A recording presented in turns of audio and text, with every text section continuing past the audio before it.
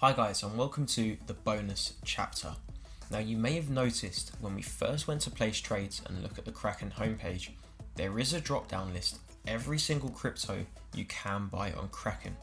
Now if you notice, these are mostly the majors.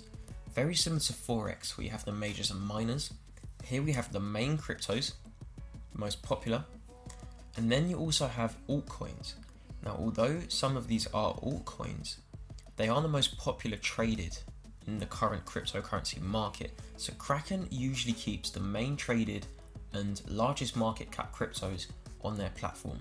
They do not throw in many altcoins unless heavily requested. So this means we're missing out on buying stuff like Vertcoin, Neo, just to name a few. So what that means is we do need to use another exchange. So what we will do is we will actually move to something called Bittrex. Now Bittrex is one of the largest exchanges aside from Kraken, and the only downside to Bittrex is you can only deposit and withdraw crypto. So that means, again, you could use Coinbase to instantly buy some Ethereum or Litecoin or Bitcoin and send it straight to Bittrex, or you could send some of your holdings over from Kraken. So Bittrex, to sign up, again, you cannot replicate the process once you've signed up. So all I will say is it's extremely easy and even less of a hassle than Coinbase or Kraken. This just means instantly from an email and password you will be signed in, and because there's no real banking terms and banking processes involved, it's purely crypto. So all you want to do is just increase your tradable and deposit withdrawal limits by just adding your address. All that will do is enable Bittrex to give you a verified account and trade to your fullest extent. So let's work around this, as again this can be very complicated to buy and sell. So first of all, you have the most traded coin of the day.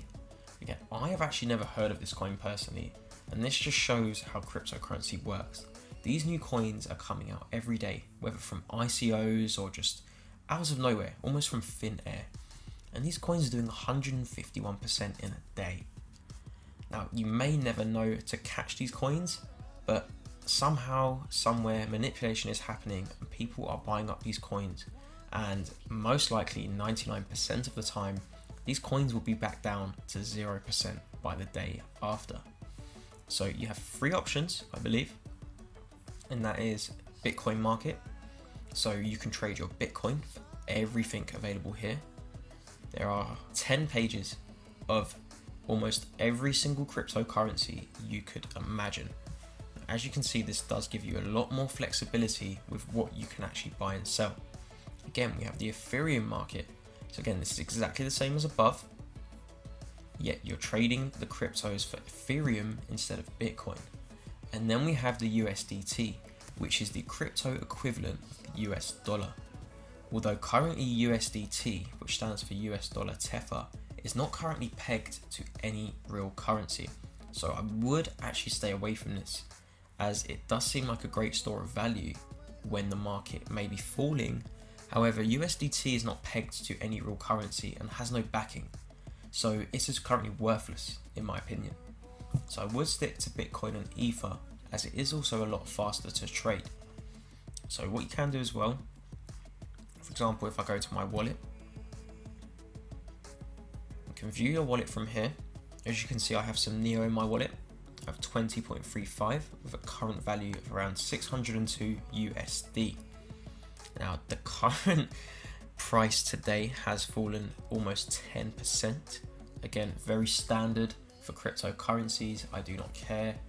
This is how you have to approach this, guys. As you can see, the rest of the market has kind of followed suit. This is very standard. Again, pending withdrawals. If I place a withdrawal request, which is as simple as pressing the minus sign, I could enter my other Neo address if I had a Neo wallet, or if I had another exchange with Neo on it. All I would do is enter the quantity, which would be the max amount, enter the address here and press withdrawal. This will then land in your pending withdrawal tab, which will eventually clear after it's received enough confirmations. If you now want to deposit Neo as an example, once the address is loaded, all you would do is copy and paste this address into Kraken, for example. And obviously in the funding tab where you would withdraw Neo, you would enter in the address given here. What that would do is it would then eventually send this through to Bittrex. So for example, I wanted to buy NEO. I could send Ether over to Bittrex.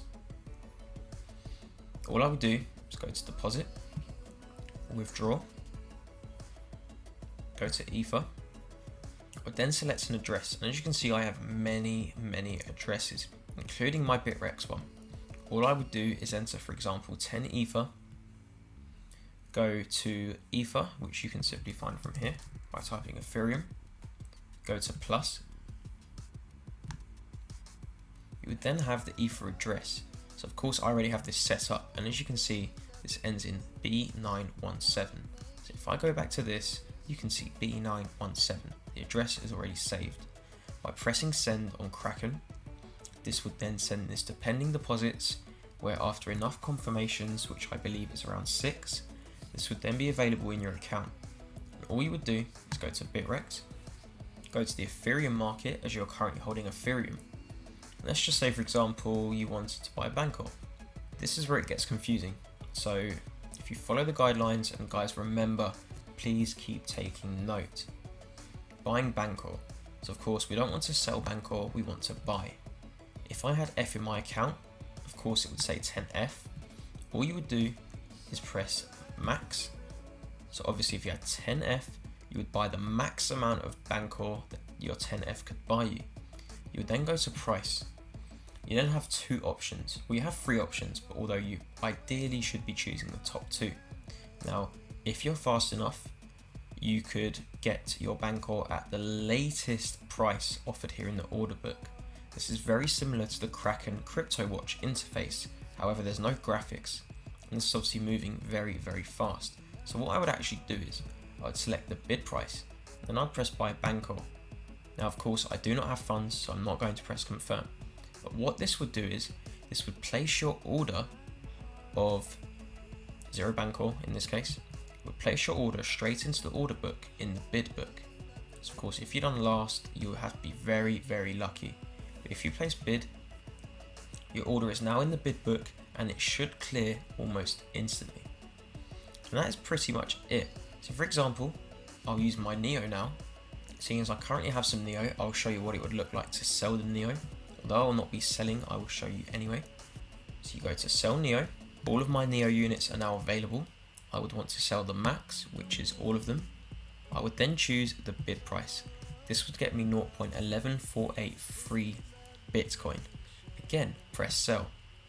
The minute I press sell, I confirm everything, press confirm, and this would appear here. And then you go down and your open orders would be here. Very similar to Kraken, where the open order shows and then it disappears almost instantly. And guys, that is simply how you buy and sell. Now again, all you'd have to do is just hold it here in your wallet. Very simple stuff. There are extra security measures to take on how to store cryptos.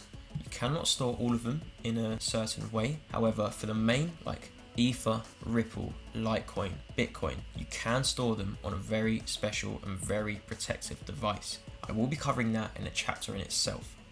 Now guys, thank you for watching this chapter. I look forward to seeing you in the next.